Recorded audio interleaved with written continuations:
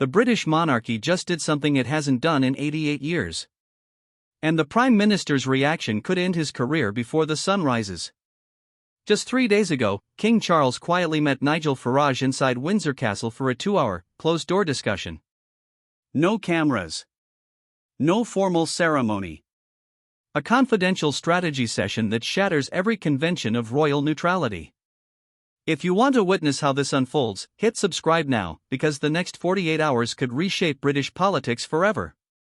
Here's what's confirmed so far. Farage's party, Reform UK, recently released a paper titled Restoring Britain's Democratic Foundation, warning that Parliament had overstepped and national institutions were eroding. Sources inside Buckingham Palace say the King personally requested to meet Farage after reading it. And during that meeting, the monarch reportedly uttered 12 words that set off a constitutional explosion. Perhaps it's time for new thinking in Westminster. The current path cannot last. Those 12 words were enough to ignite a political earthquake. By law and custom, such talks are meant to remain secret. The Crown cannot appear partisan. The last time a British monarch privately discussed political strategy was in 1936, before Edward VIII's abdication crisis. But within 2 days, the secret was out, splashed across every major headline in Britain. And here's the twist: the leak didn't come from Reform UK. According to Palace insiders, it likely came from inside Downing Street itself. Furious Labour MPs, enraged that their leader had been blindsided, are suspected of leaking it to humiliate him. The Times broke the story first, followed by BBC, Sky News, The Guardian, The Mail. Within hours, it was front-page news everywhere. If the leak was meant to wound Starmer, it did the opposite, it destroyed him. Witnesses inside an emergency cabinet meeting say the Prime Minister was livid. He slammed papers, shouted orders, and paced like a man unraveling. Angela Rayner later called it a complete meltdown. Then came the moment that could finish his premiership. According to several people in that room, Starmer struck the table and shouted, "If Charles wants to play politics, I'll teach him what that means. Parliament rules the monarchy, not the other way around. He's forgotten his place." Shock filled the room. Ministers exchanged horrified looks. Yet Starmer wasn't finished. He went further, reportedly saying, 3 centuries of royal tradition, just old men in costumes clinging to the past. This is 2025, not 1725. If he wants a fight, he'll get one. No modern prime minister has ever spoken about a monarch with such contempt, not during Edward VIII's abdication, not after Diana's death, never. The comments leaked within hours.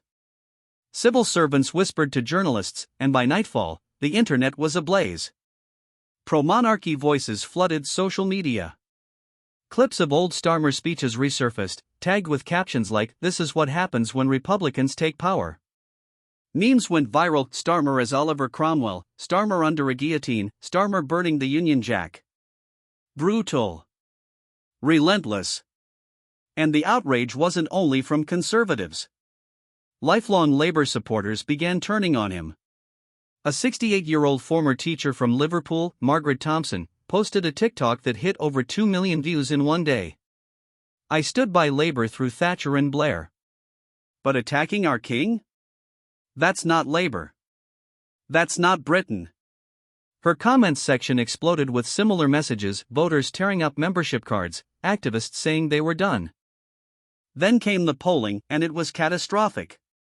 A YouGov flash poll, released just 18 hours after the story broke, showed 73% of Britons believed Starmer had gone too far. Labour's approval rating plunged from 42% to 28% overnight. Support in traditional Labour areas, Liverpool, Newcastle, Manchester, dropped by double digits. Among over 55 voters, Labour fell to 19%. Among women over 40, just 22%. This wasn't a wobble. It was collapse, the kind that rewrites electoral history. And through it all, King Charles stayed silent. Not one word. Experts say that silence was a masterstroke.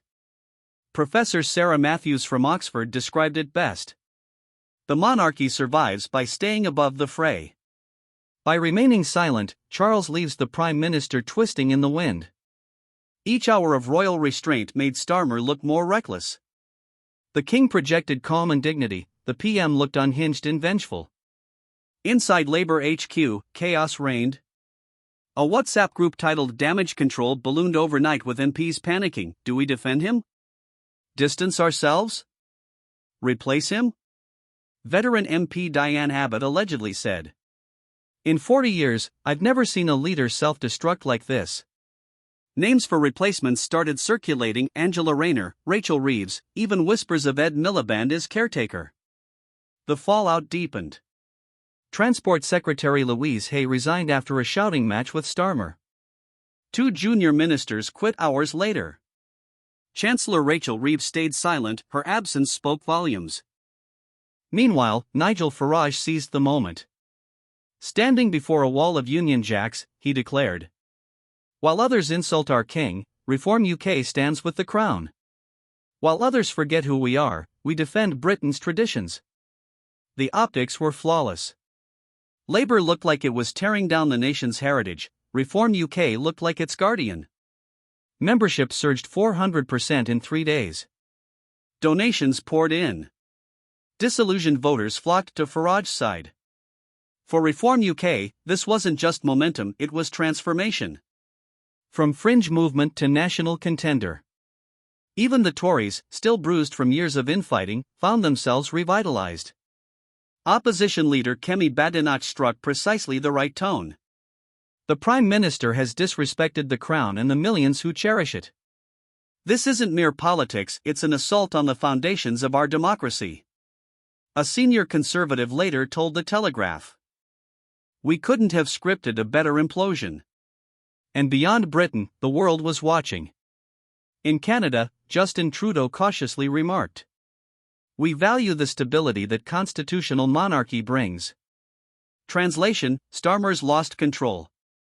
In Australia, Peter Dutton was blunt, calling Starmer's remarks shameful and saying they damaged Britain's global reputation. Even US networks led with the story, replaying clips of Starmer mocking old men in fancy clothes. Once the symbol of political steadiness, Britain was now a late-night punchline. By week's end, the data was brutal: Labour at 26%, Reform UK at 24%, Conservatives at 32%.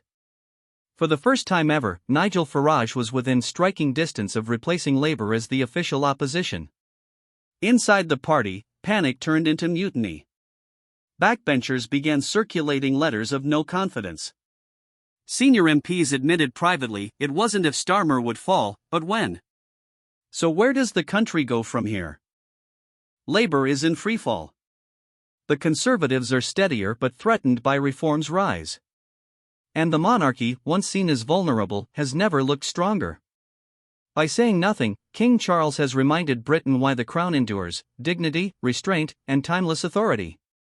Starmer's outburst, on the other hand, has reminded voters why respect for institutions matters and why defying tradition in Britain is political suicide. Scholars are already calling this the defining crisis of 21st century British politics. Not because of the scandal itself, but because of what it revealed. That the monarchy still commands fierce loyalty. That Parliament's power has limits. And that in Britain, tradition isn't weakness, it's strength. This wasn't just a controversy. It was a turning point. And it's far from over. Will Starmer step down? Will Labour oust him? Could Reform UK actually overtake Labour and reshape British politics forever? Team Charles or Team Starmer? And if you want to see what happens next, when Parliament pushes back and the Crown quietly counters. Because history isn't just unfolding. It's being rewritten. And you're watching it happen right now. Let us know your thoughts in the comments below.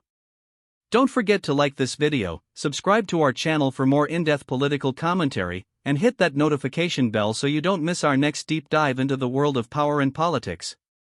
Thanks for watching.